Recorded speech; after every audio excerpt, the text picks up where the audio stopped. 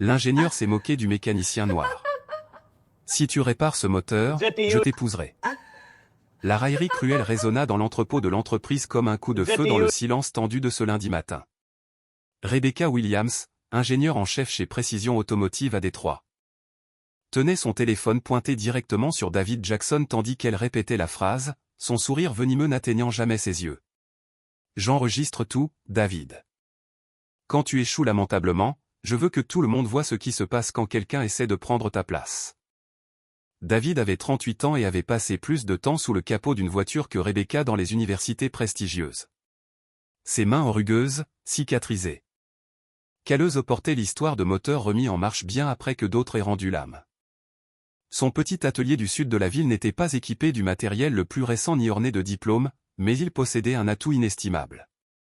Génie mécanique pur. Le moteur expérimental qu'il avait sous les yeux avait résisté à 3 semaines d'analyse. 5 ingénieurs, tous titulaires d'un master, l'avaient déclaré perdu après une panne catastrophique, qui avait déjà coûté 200 000 $ à l'entreprise. Il s'agissait d'un prototype révolutionnaire pour véhicules électriques, intégrant une technologie propriétaire promettant d'augmenter l'autonomie de 60%. Vous avez jusqu'à vendredi, a déclaré Rebecca à la petite foule rassemblée, attirée par le spectacle. 5 jours pour réaliser ce que notre équipe d'experts n'a pas réussi à accomplir en 3 semaines. Et en cas d'échec, je veux que chacun ici se souvienne pourquoi certaines personnes doivent accepter leurs limites. L'insulte avait été entendue lors d'une réunion tendue concernant des retards de production. Quelqu'un avait plaisanté, même David, le mécanicien de l'atelier d'en bas, pourrait probablement régler ça plus vite. Le visage de Rebecca était rouge de fureur. Alors, faites venir ce mécanicien miracle, lança-t-elle. S'il parvient à réparer ce que 5 ingénieurs expérimentés n'ont pas réussi, je lui offrirai personnellement un contrat de 200 000 $ par an. C'était un piège, cruel et calculé. Tout le monde le savait. David n'avait pas de diplôme. Il n'avait pas accès aux manuels internes. Il ne possédait certainement pas d'équipement de diagnostic plus coûteux qu'une voiture de luxe. Regardez-le, murmura Jake, l'assistant de Rebecca, à un groupe de collègues. Il n'a probablement même pas terminé le lycée, et il pense pouvoir rivaliser avec de vrais ingénieurs. David ne donna aucun signe d'avoir entendu la remarque. Son regard était fixé sur le moteur avec une intensité silencieuse qui inquiéta certains observateurs. C'était le regard de quelqu'un qui avait déjà vu l'impossible et appris à le conquérir. Pathétique, murmura Rebecca d'une voix forte, filmant chaque seconde de ce qu'elle croyait être une humiliation publique. Il ne sait même pas par où commencer. Mais tandis que la pièce bourdonnait d'une moquerie silencieuse, quelque chose dans la présence calme de David suggérait le contraire. Il y avait quelque chose de dangereux dans ce silence comme un homme détenant un secret capable de réécrire tout ce qu'il pensait savoir sur l'expertise et la supériorité. À ce moment-là, entouré de mépris, de caméras et de ricanements, il se tenait debout. Comme quelqu'un qui comprenait parfaitement le poids de ce qui avait été dit et le prix que certains allaient bientôt payer pour leur arrogance. Si vous êtes attiré par les histoires de justice et de vengeance, n'oubliez pas de vous abonner et de découvrir comment un moment de moquerie deviendrait la plus grande erreur professionnelle de Rebecca Williams. Dès le lendemain, la vidéo des railleries de Rebecca était devenue virale au sein de l'entreprise. Elle s'est répandue comme une traînée de poudre sur les réseaux sociaux internes, déclenchant rires et commentaires virulents. Mike, du service commercial, a posté « Quelqu'un devrait dire à David que le mariage n'offre pas de couverture médicale », suivi d'une avalanche d'émojis rieurs. Imaginez son visage quand il se rendra compte qu'il ne sait même pas réparer un grille-pain, a écrit un autre. David a découvert la vidéo virale grâce à sa fille adolescente, Jasmine. Elle est rentrée de l'école les yeux rouges, visiblement secouée. « Papa. Mes camarades partagent une vidéo de toi sur TikTok, dit-elle doucement. Ils disent des choses horribles. Ils étaient assis ensemble dans leur modeste salon. Le même appartement qu'ils partageaient depuis la mort de sa femme, Linda, dans un accident de voiture 5 ans plus tôt. » Une vague de rage silencieuse traversa David, une rage qu'il s'était entraîné à maîtriser depuis le jour où les médecins de l'hôpital public lui avaient annoncé qu'il ne pouvait plus rien faire pour elle. Peut-être, avait-il suggéré, les choses auraient été différentes dans une clinique privée. Ne les écoute pas, princesse, murmura David en prenant Jasmine dans ses bras. Certaines personnes ne se sentent puissantes que lorsqu'elles rabaissent les autres. Mais au fond de lui, quelque chose avait changé. Il prenait des notes mentales, cataloguant chaque rire cruel. Chaque visage moqueur, chaque personne qui trouvait du plaisir dans l'humiliation d'un autre homme. De retour chez Précision Automotive, Rebecca savourait sa victoire. Lors de la réunion du lundi matin, elle projeta la vidéo sur un écran de conférence. Les dirigeants rirent. Elle mit la vidéo sur pause au moment précis où David acquiesça silencieusement pour accepter le défi. « Regardez cette confiance », dit-elle avec un sourire moqueur. C'est presque touchant de voir à quel point certaines personnes ignorent leurs limites. Mais tout le monde ne riait pas. Thomas Crawford, le PDG de Précision Automotive. Un homme qui a bâti son entreprise grâce à des décennies de travail acharné, semblait mal à l'aise. « Rebecca, tu ne trouves pas que c'est allé trop loin ?» demanda-t-il doucement. Cet homme n'est même pas là pour parler en son nom. C'est précisément ce qui rend ce système efficace, rétorqua Rebecca avec un sourire éclatant. Il faut arrêter de gaspiller du temps et des ressources avec des gens qui n'ont clairement pas leur place. C'est une leçon pour tous sur les normes. Jake, toujours désireux de faire plaisir, est intervenu. Mon cousin est ingénieur diplômé du MIT. Il dit que ce genre de moteur est quasiment impossible à réparer sans outils haut de gamme. David ne sait probablement même pas lire les schémas. Ce qu'aucun d'eux ne savait, c'est que David avait passé les 3 derniers jours plongé dans ses recherches. Dans son petit garage faiblement éclairé, entouré de brevets imprimés et de manuels de bibliothèque, il avait découvert quelque chose de choquant. Le moteur n'était pas simplement tombé en panne. Il avait été saboté. C'était subtil, juste assez pour tromper la plupart des techniciens. Mais David avait l'œil exercé par des décennies d'expérience pratique. Il remarquait des choses que les autres ignoraient. 3 petites pièces avaient été intentionnellement endommagées pour imiter l'usure naturelle, mais le motif était trop précis. Quelqu'un au sein de Précision Automotive avait essayé de tuer le prototype. Intéressant, marmonna David en prenant des photos de chaque composant avec son téléphone cassé. Très intéressant. Mardi, Rebecca a doublé la mise. Elle a créé un groupe WhatsApp intitulé « Miracle Mechanic Update », ajoutant chaque employé et publiant des commentaires sarcastiques. Deuxième jour, a-t-elle écrit. Notre héros ne sait probablement pas encore où se trouve le bouton de démarrage, suivi d'émojis rieurs et de cœur. Je parie qu'il est déjà au bar. Plaisante Carlos de la comptabilité. Ou alors il a finalement réalisé que ce n'était pas un endroit pour des gens comme lui, a ajouté Sandra DRH. Pendant que l'entreprise riait, David avait une conversation très différente. Assis en face de lui se trouvait Samuel Torres, un mécanicien retraité de 70 ans qui travaillait chez Précision depuis 40 ans. Samuel étudia attentivement les photos. « C'est du sabotage interne », a-t-il déclaré. « J'ai déjà vu ça, il y a 15 ans. Quelqu'un essayait de faire capoter des projets pour des raisons de profit. » David hocha lentement la tête. « Tu connais encore des gens là-bas » Les yeux de Samuel brillèrent. « Fils, je connais des gens dans des endroits incroyables. Et certains aimeraient bien savoir qui sabote des prototypes à plusieurs millions de dollars. » Mercredi, ivre de confiance. Rebecca a commis une erreur fatale. Elle est intervenue sur une radio locale et s'est moquée de David en direct. C'est juste un type qui pense pouvoir rivaliser avec de vrais ingénieurs. A-t-elle déclaré. C'est une question d'éducation, a-t-elle poursuivi. Certaines personnes doivent apprendre à connaître leurs limites naturelles. Mais parmi les auditeurs ce jour-là se trouvait le docteur Angela Morrison, professeur de génie mécanique à l'université de Détroit et consultante en cas de sabotage industriel. Quelque chose dans cette histoire a suscité des inquiétudes. Le même après-midi, Angela est arrivée au garage de David. « Monsieur Jackson, je suis le docteur Morrison, dit-elle. J'ai entendu votre histoire à la radio et j'aimerais jeter un œil à ce moteur invraisemblable. » David l'observa. Angela était une femme noire d'une 50aine d'années. Avec la présence ferme et constante de celle qui s'était battue pour arriver là où elle était. « Vous êtes professeur ?» demanda-t-il. « Et aujourd'hui ?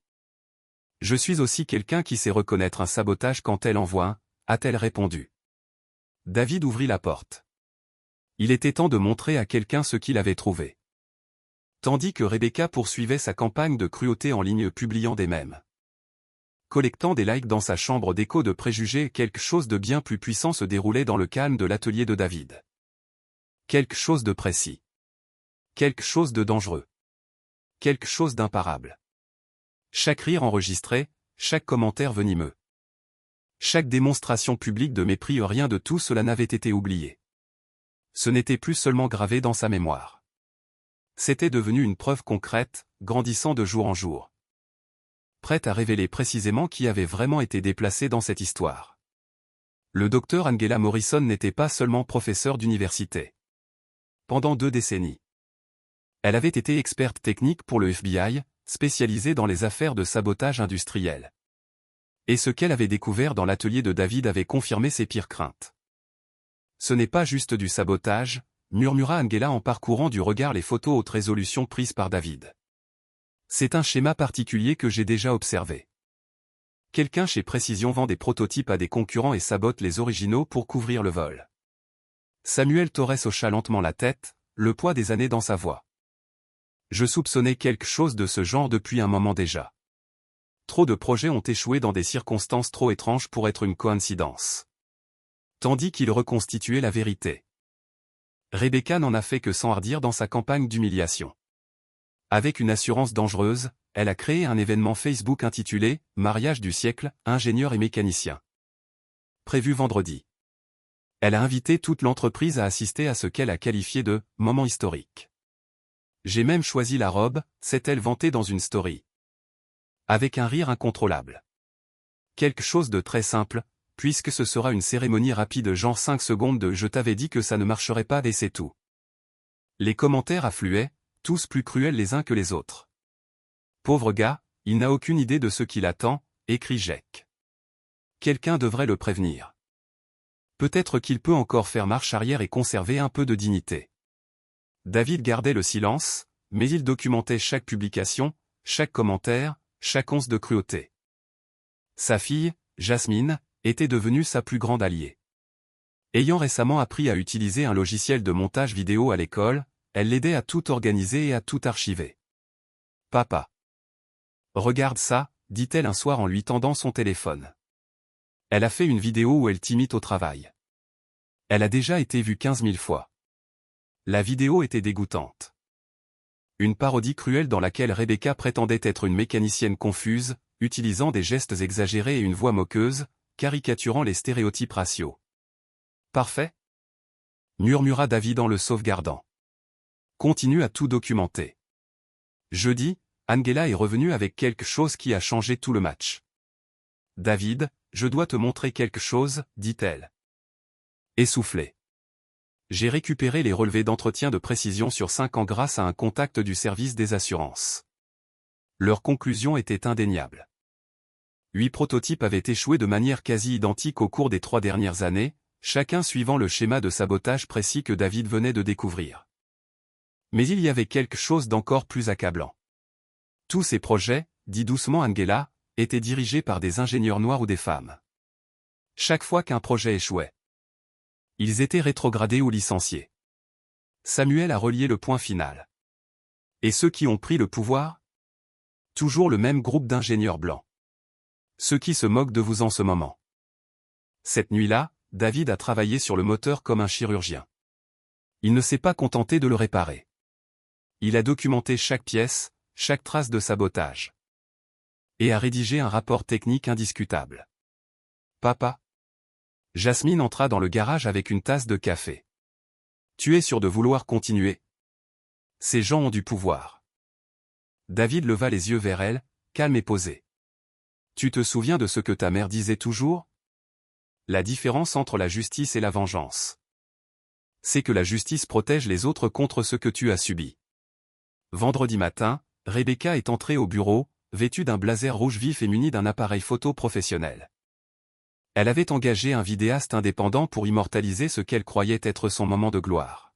« Les gars, dans 2 heures, on aura du contenu viral », dit-elle avec un sourire malicieux. Le genre de vidéo qui apprend aux gens à connaître leurs limites. Jake était déjà dessus. J'ai créé un groupe WhatsApp. Ce sera un mème en quelques minutes. Ce qu'aucun d'eux ne savait, c'est que David était déjà arrivé. Angela était garée de l'autre côté de la rue, avec du matériel d'enregistrement professionnel emprunté à son université. Samuel se tenait à l'entrée. Téléphone à la main, prêt à enregistrer. Et David, il se tenait près du moteur réparé, calme et posé, tenant une épaisse enveloppe remplie d'un contenu inimaginable chez Précision. Parce que parfois, lorsque les puissants sous-estiment ceux qu'ils considèrent comme inférieurs à eux, ils oublient que la véritable intelligence n'a pas besoin d'un diplôme prestigieux pour renverser la situation. À 14 heures, l'entrepôt de Précision Automotive était bondé comme jamais auparavant. Rebecca a obtenu exactement ce qu'elle souhaitait, plus d'une centaine d'employés. De cadres supérieurs et même de clients prestigieux étaient venus assister à ce qu'elle a qualifié de « moment instructif ». Le vidéaste engagé diffusait déjà en direct sur les réseaux sociaux de l'entreprise. Rebecca se tenait au centre de la scène, un bouquet en plastique à la main. Le même blazer rouge étincelant sous les projecteurs. Dans quelques minutes, a-t-elle dit à la caméra, vous comprendrez pourquoi il est important de comprendre ses limites. David Jackson a promis de réparer un moteur que 5 autres ingénieurs jugeaient impossible. Voyons comment cela se terminera. David entra, boîte à outils à la main.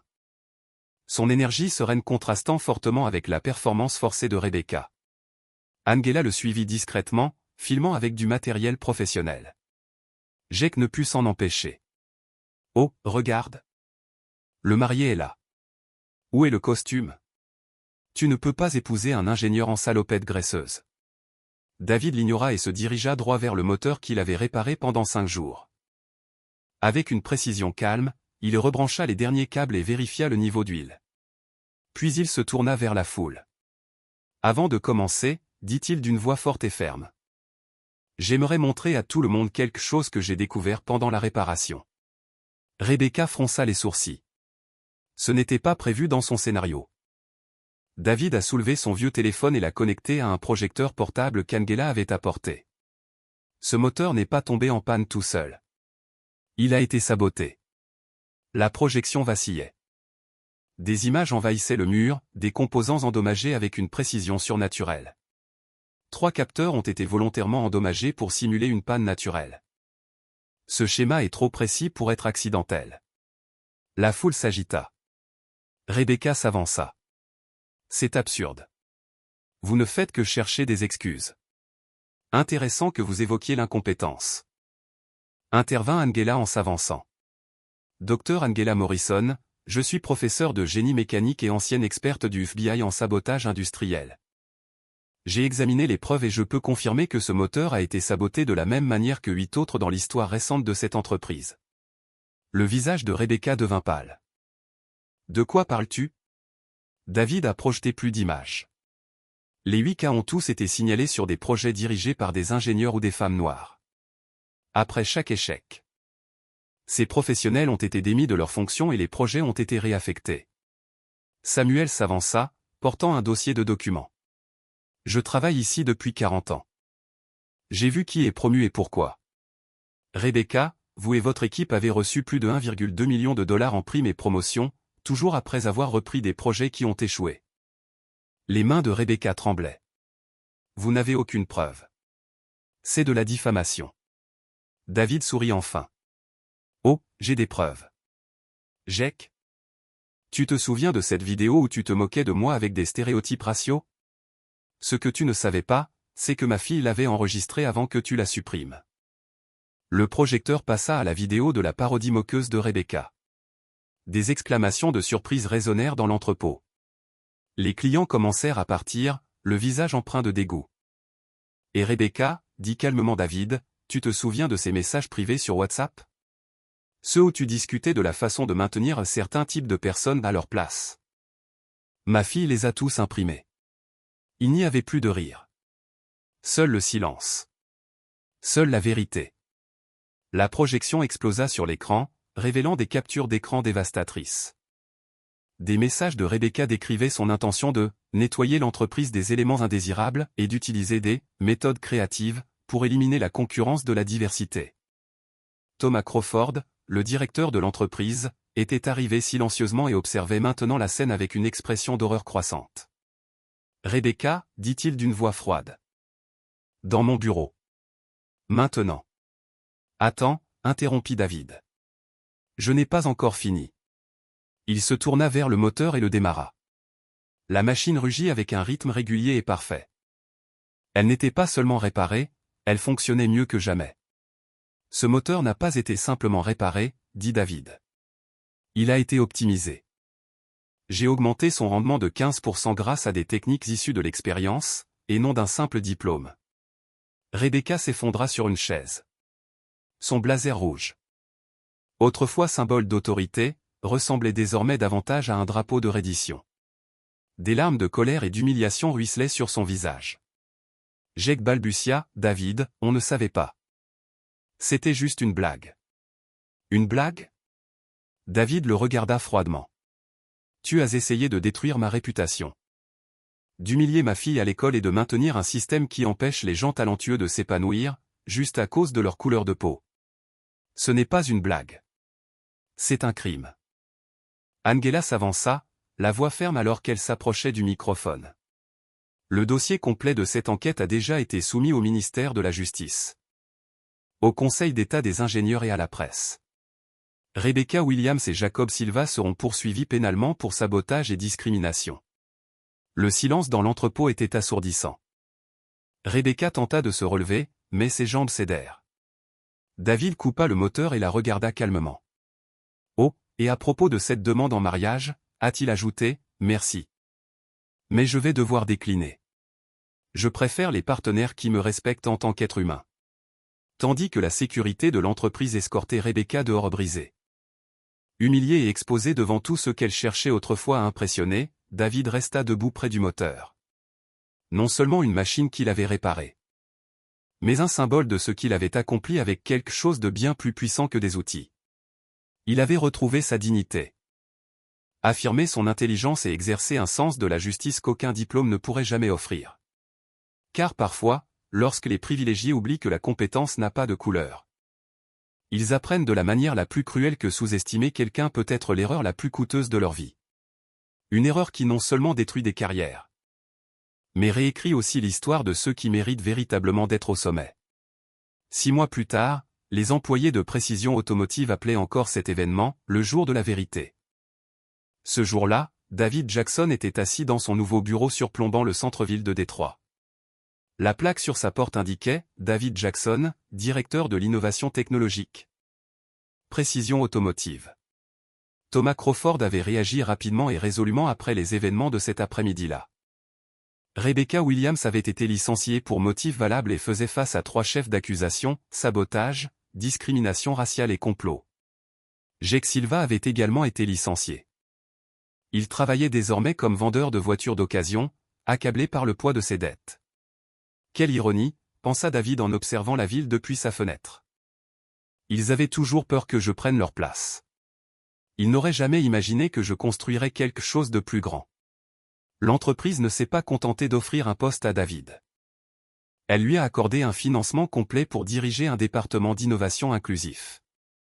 Sa première initiative majeure a un programme de mentorat mettant en relation des mécaniciens expérimentés et des ingénieurs fraîchement diplômés ou était déjà actif dans 5 États.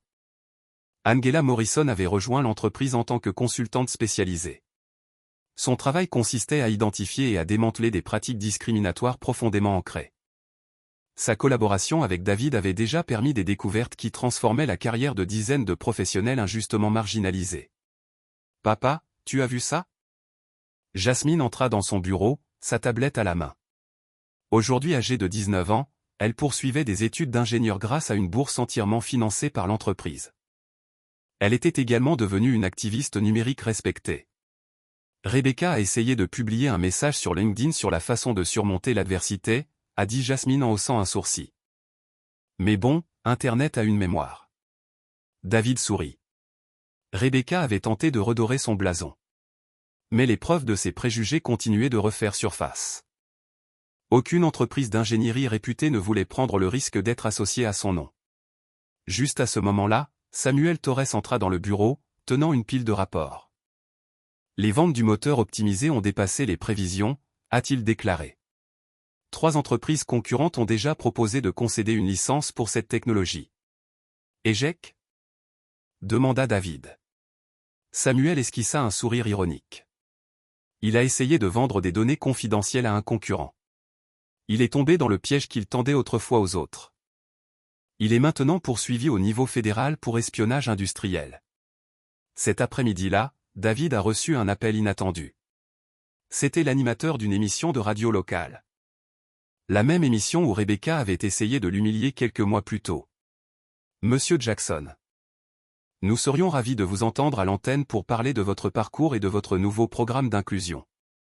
Les gens veulent entendre votre histoire, directement de votre bouche. David accepta. Non par vengeance, mais parce qu'il savait que partager son expérience pourrait éclairer la voie à d'autres personnes engagées dans des combats similaires. Lors de l'émission en direct, l'animateur a demandé « Que pensez-vous de Rebecca Williams maintenant ?» David fit une pause. « Je ne ressens pas de colère. J'éprouve de la pitié », a-t-il déclaré. Elle a passé des années à nourrir ses préjugés au lieu de construire quelque chose de valable. La tragédie n'est pas ce qu'elle m'a fait. C'est ce qu'elle s'est fait à elle-même. Ce soir-là, David rentra chez lui. Jasmine était dans la cuisine en train de préparer le dîner. « Papa, demanda-t-elle, j'ai toujours voulu te poser une question. Ce jour-là, dans la remise. Alors qu'ils se moquaient de toi, pensais-tu vraiment pouvoir leur prouver qu'ils avaient tort ?» David la serra contre lui. « Princesse. Ta mère m'a dit un jour quelque chose que je n'oublierai jamais. La dignité, ce n'est pas de ne jamais tomber, c'est de toujours savoir se relever. Et parfois, être sous-estimé est le plus grand avantage qu'on puisse avoir. » Son téléphone vibra. Un article de Forbes venait d'être publié. David Jackson. Du mécanicien de quartier au révolutionnaire de l'industrie automobile, comment un homme a transformé les préjugés en progrès. Il y a 6 mois, Rebecca avait tenté de le humilier publiquement. Convaincu que des gens comme lui devaient rester à leur place. Aujourd'hui, David Jackson redéfinissait ce que signifiait cette « place » pour toute personne talentueuse et ambitieuse. Peu importe ses origines. Rebecca avait perdu sa carrière, sa crédibilité, sa réputation. Jake faisait face à des poursuites fédérales. Mais David avait bâti quelque chose qui survivrait à tout cela. Un héritage fondé sur l'équité, l'inclusion et l'excellence. Un héritage qui prouvait que la meilleure vengeance n'est pas de détruire les autres, mais de construire quelque chose de si puissant que leur petitesse en devient insignifiante. Parce que parfois, quand le privilège aveugle à la vérité que la grandeur ne connaît ni couleur de peau ni classe sociale, on apprend à ses dépens que sous-estimer quelqu'un peut déclencher une révolution. Une victime devient un leader. Un moment d'humiliation devient l'étincelle du changement. Une fin devient un nouveau commencement, encore plus fort. Si vous croyez vous aussi que la vraie justice se bâtit plutôt que se consume, abonnez-vous à cette chaîne pour découvrir d'autres histoires qui montrent que la dignité s'élève toujours et que le talent trouve toujours sa place au sommet, quels que soient les obstacles.